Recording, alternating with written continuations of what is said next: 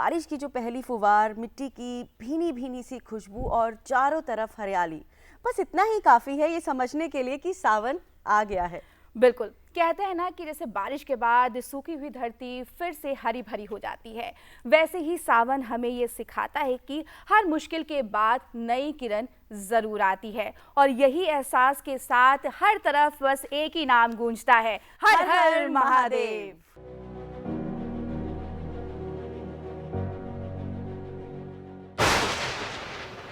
एक महीना जो सिर्फ कैलेंडर में नहीं आता बल्कि दिलों में उतर जाता है।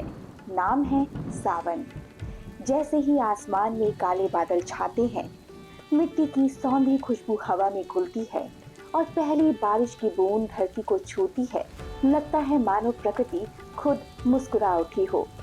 लेकिन सवाल है, आखिर सावन इतना खास क्यों है? श्रावण का महीना सभी के लिए अत्यंत महत्वपूर्ण होता है क्योंकि समुद्र मंथन के काल में भगवान शंकर ने श्रावण में ही हलाहल विष का पान किया था और सभी देवी देवताओं ने उनका जलाभिषेक किया क्योंकि विष की जो तेज है, ज्वलन है, इतना ज़्यादा तीव्र था कि देवताओं ने भी उन पर जल की वर्षा करी और वही जल की वर्षा हमें श्रावण के रूप में दिखाई पड़ती है, जो इतना अत्यंत दुर्लभ और इतना ज़्यादा रमणीक दिखाई पड़ता है, जो हमें भगवान शिव और माता पार्वती की भक्ति से जोड़ देता है और एक प्रकार से संसार के मोहों से हमें दूर करता है। ये श्रावण अपनी मनोकामनाओं को पूर्ण करने का सबसे सही समय होता है। ये सावन के महीने का इंतजार सिर्फ किसान ही नहीं, बच्चे, बुजुर्ग, महिलाएं और श्रद्धालु भी करते हैं।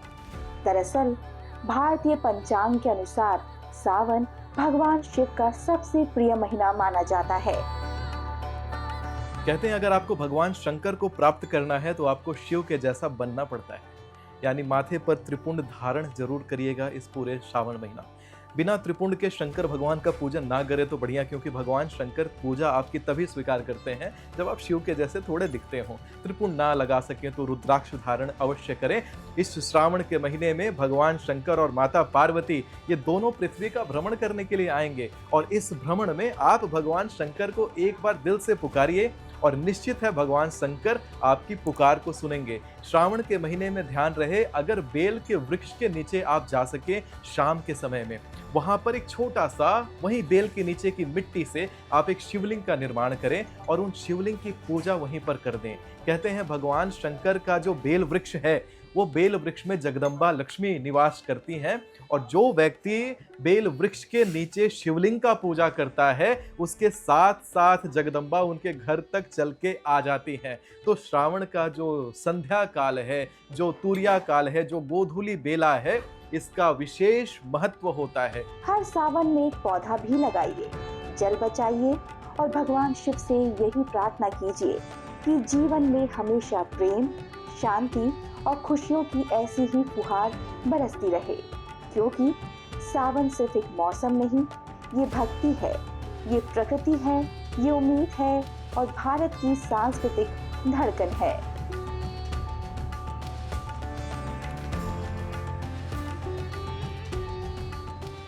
सभी देवताओं की भक्ति में और मेरे शंकर की भक्ति में बड़ा अंतर है। देवता आपके कर्म फलों को नाश नहीं करते, समय के बाद भोगना पड़ता है, लेकिन भगवान शंकर में ये खास है कि ध्वनि के क्रम को और समय के वेग को भी उल्टा कर देते हैं, यानी बड़े से बड़ा संकट भगवान शंकर टाल देते हैं और खत्म कर देते हैं। कहते हैं धिमित धिमित धिमित ध्वनन मृदंग तुंग मंगला ध्वनि क्रम प्रवर्तित प्रचंड तांडव शिवः दृश्य दिव्य चित्र तल पयोर भुजंग मौक्तिकस्त्रजोर गरिष्ठ रत्न लोष्ठयो सुहस विपक्ष पक्षयो।